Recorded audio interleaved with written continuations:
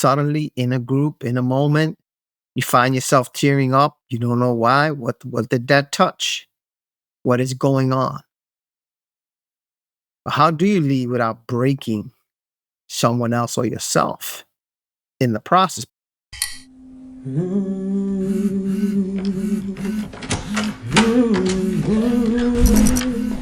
This is sustaining social change. You're doing the work that matters, and you know the cost. When things start to break down, it's not abstract. It shows up in the tension, the relationships, and the pressure you're carrying. We're here to support you through those moments so you and the work stay intact. Today's conversation, how to lead without breaking. How to lead without breaking. Tell me, what does that mean to you? How to lead without breaking. It's like, are you aware you might be breaking or you might be breaking others? Without, how to lead without breaking someone else. How to lead without breaking yourself. Suddenly, in a group, in a moment, you find yourself tearing up. You don't know why. What did that touch? What is going on? How do you lead without breaking someone else or yourself in the process? Because if you're fully in the game, that is what you're putting yourself at risk for every single time. In the nonprofit sector, not only is it underestimated, we want to behave like martyrs sometimes and walk into a space broken, knowing that we're not fully up to par, knowing we're struggling with our relationships, knowing we're struggling with people in the room, with funders, and we want to act like, oh, it's no big thing. Let me see if I can kind of share back to you what I'm hearing is that as facilitators, we need to really be aware of how our nervous system interacts with the people that we're leading, right? And as a facilitator, our nervous system determines the group's capacity to deal with complexity, to deal with conflict, and ultimately to be in a powerful state of creativity, right? When we're regulated or calm, when our nervous system is calm, grounded, and present, that's when the group can access their best thinking, right? But when it's the opposite, when we're dysregulated, when we're anxious, when we're reactive, when we're shut down, right? Well, guess what? The group's going to mirror that state, right? The group can easily become defensive because you're defensive or I'm defensive. The group can be discombobulated. The thermostat, you can dial it up, bring up the heat, or you can dial it down. How do we become the thermostat so that we can get the most out of the people that we lead? I want to provide some context around how I'm thinking about this. If a gathering is high stakes, people are going to live with it, the facilitator, in a different way. If it's low stakes, it's low stakes and things go wrong, you're going to be able to correct. If it's high stakes and the timing is sensitive, or there's a lot of volatility in the space, right, where you're dealing with really serious consequences when things don't go well, right? You might be feeling that. Is the facilitator a peer or someone that is trained as a facilitator? Is the facilitator the person that was just available? Is it a volunteer? Is it someone that has a reporting relationship to someone in the gathering? That changes the dynamic if your boss is in the room or your board members are in the room and you're trying to be the facilitator. So all these kind of different dynamics that would impact the nervous system of a facilitator. Right? Sometimes I've had to say, I'm not facilitating this group because I have too many vested interests or relationships with the organization or the people in the room that even if I could manage it, which is highly suspect, it could cause some angst, some anxiety, some doubt for the people in the space, right? So all of that is my nervous system showing up, my anxiety showing up. Yeah, I think that's the key question. How do you understand yourself well enough to discern whether or not I am the right the right facilitator, right? Um, you've been doing this work for a long time, John. It's easy. Quarter century now. I think it's easy for you to say, "Oh, I can see I'm not the right guy for Mm. for this." I've been down this road before. I've made those mistakes, and now we're saying, "Oh, it's just easy. Just make a decision."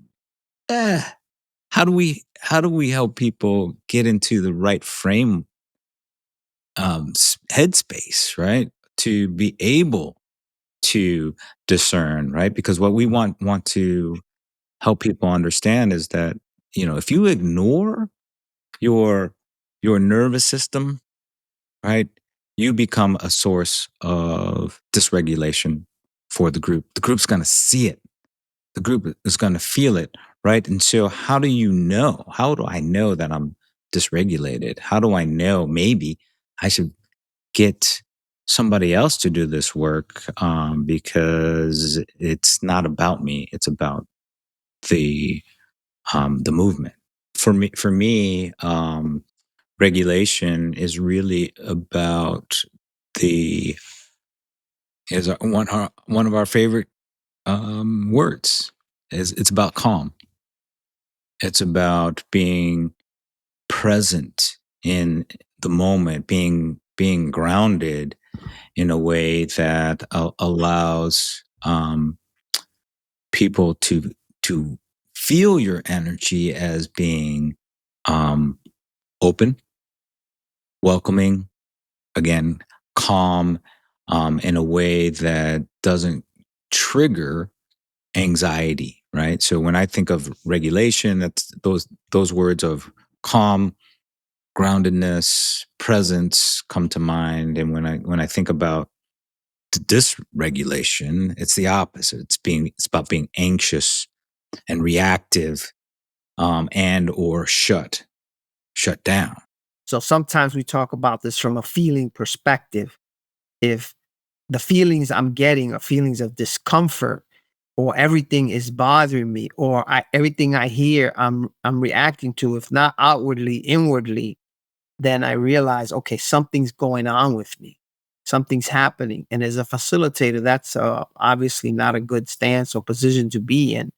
What you want to be is in a position that is more regulated than the people you're facilitating.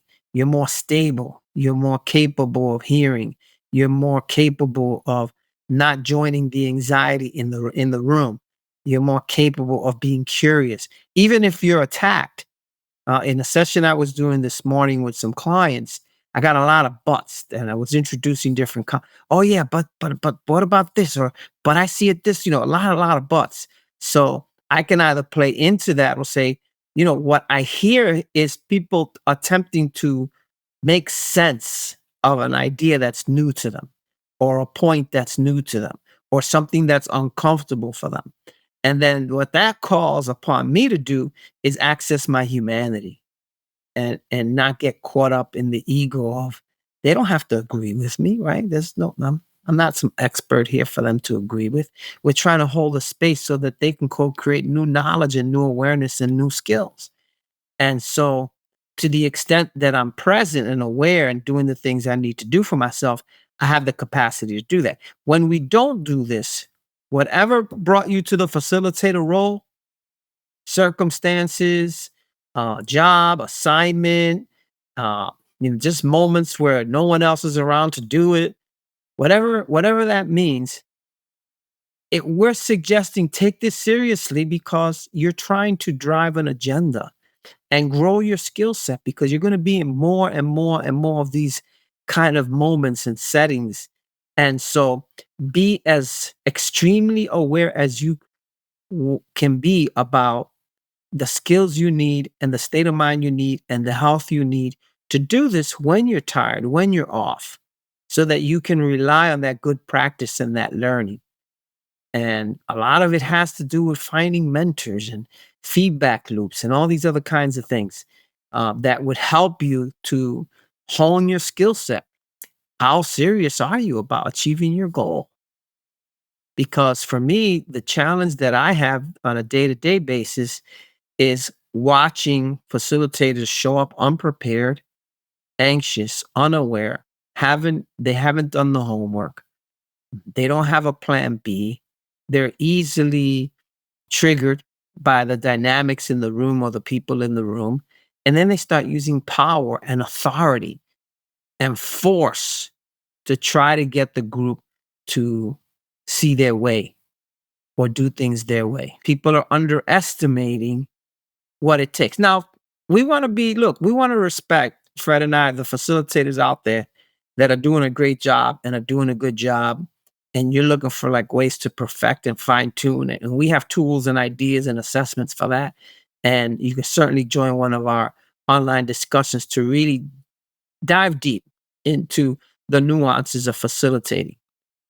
But my worry has to do with all the good people, because one thing all these folks have in common, even if they don't have good facilitation skills, is that they care about something. Something has happened in their life. Maybe they represent the stakeholder group, the primary stakeholder group. Maybe they have experienced some trauma in a particular area of life. And so they find themselves working to correct these things in our society. You're in it, right? It's like natural. And it takes time. And we're with you. We're with you for that journey. As you were speaking, an image came to my mind, and the image was the word creativity on top with a line underneath creativity, and below that line was reactivity. Right? And as I'm looking at those two words, where we want to help people ourselves is stay above the line in that creative Mm, space, and that's where this idea of regulation is. And so, what is it that you need to do to create creativity and and stay away from dipping below that line into reactivity? And there's lots of things that we can do and you can do to stay above the line. But I think it's a simple way of kind of viewing these ideas in a way that makes sense for people. Of course, I want to stay in the creative mode. I don't want to be reacting to everybody's anxiety, trauma, right? And so how do I stay away? And most importantly, how do I not create reactivity in myself and the other? And then when you actually look at these two words, it's very interesting because they're the same letters, right? It's just where you place the C. It's mm. how you see the world, right? And so how do I move from one C in reactionary, that small C, how do I become the big C in creativity?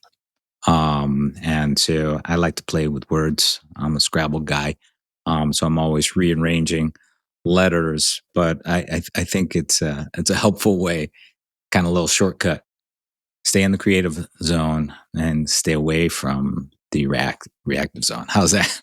How's that land for you? That lands really powerfully. I think it's really nice idea to place a line in your mind or a piece of paper and think about, when I'm at my best, what does my behavior look like when I'm above the line, on the north side of that line? And when I'm not functioning well, what does my behavior look like, sound like, feel like when I'm below that line? Do I have capacity? Am I struggling? Is my maturity being challenged? Do I have high levels of chronic anxiety about something with this effort or something going on in my life? Or on the other side of the line, where I feel less chronic anxiety, less emotional reactivity, right? And when you have less emotional reactivity, doesn't mean you can't get emotional. It just means you're not overblowing something, right? Um, you're more curious. You're asking questions.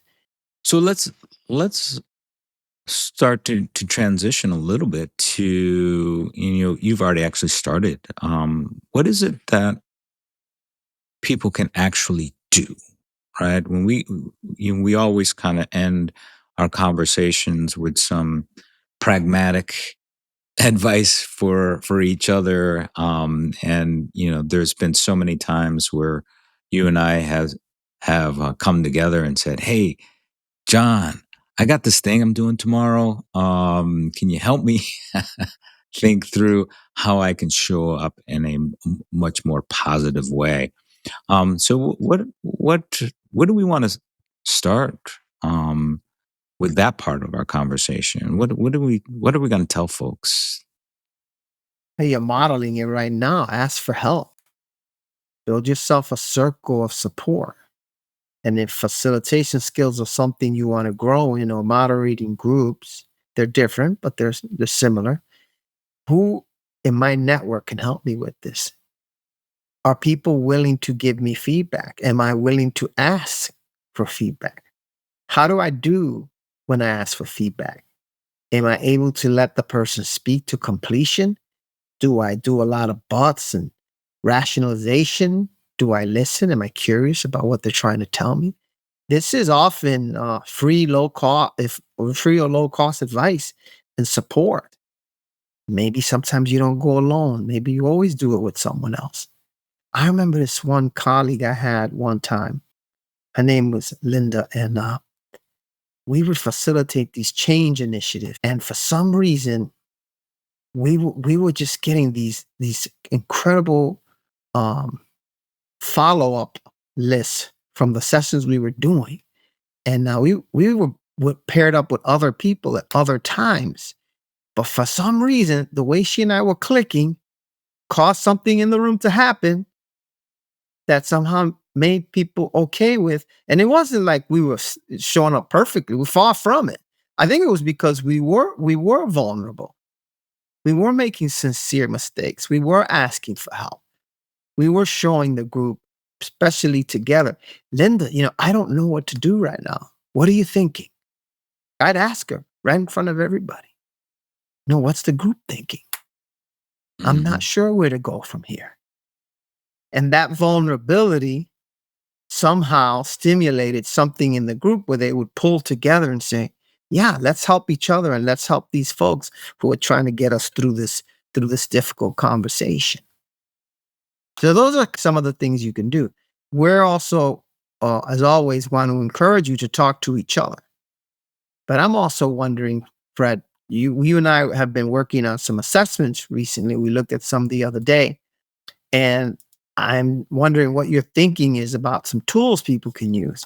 This idea of creating a leadership readiness self assessment allows facilitators, leaders, the opportunity to go, "Am I ready for this? Am I ready? Is my nervous system ready for the work that I have to do?" One of the things that you said that was really powerful was accessing your own ignorance in front of the group. Right? I don't know what to do right now. Right? Who does that? Right? What a powerful way to model how to be a leader with a group. Now the group knows that you're human just like they are. You demonstrated in that moment with your co-facilitator a way of being that says, "Oh, shoot, I can do that. I can I don't know what I'm doing half the time." And look what happens when I'm vulnerable enough to self-disclose that for real, because guess what? The group holds the wisdom. Someone in that group can now take the lead, share responsibility for where the group needs and what the group needs next. That's really the purpose, the idea behind it. And so what John and I have done is put our collective minds and years of experience together to come up with a concept that will help people accelerate what took us 30 years to learn. Ideas that we're talking about today, the nervous system. So that's the thing we're shooting for. And our wonderful producer, Courtney Crosby, is going to be working with us to build out the community input, which people are starting to talk about and mention and ask for. So we want to let you know that we will be building that out, and we will be enabling this process to be as open and as collaborative as we can humanly make it. But we really value the input from the folks that are on the front lines. We're doing this for the folks that are day to day, day in and day out, struggling with the realities of doing this work and not burning out in the process. We want the opposite. We want thriving, success, and winning. And so the question is, how do we do that? And we need your help. Yeah, John, this is all about thriving across different and remembering that this work is different. As we bring this conversation to a close, it's really about a reminder that, you know, what we said in the beginning, how do you lead? How do you take care of your nervous system? How do you become the thermostat, Mm, not the love it. thermometer? How will you set the temperature and not just read it? Love it. Be the thermostat. This episode's community engagement question is: what's one thing you've learned the hard way about leading tense conversations? Please share your thoughts in the comments section. So, Fred, so good to chat with you again. Looking forward to the next one. And remember, folks, be the calm in the chaos.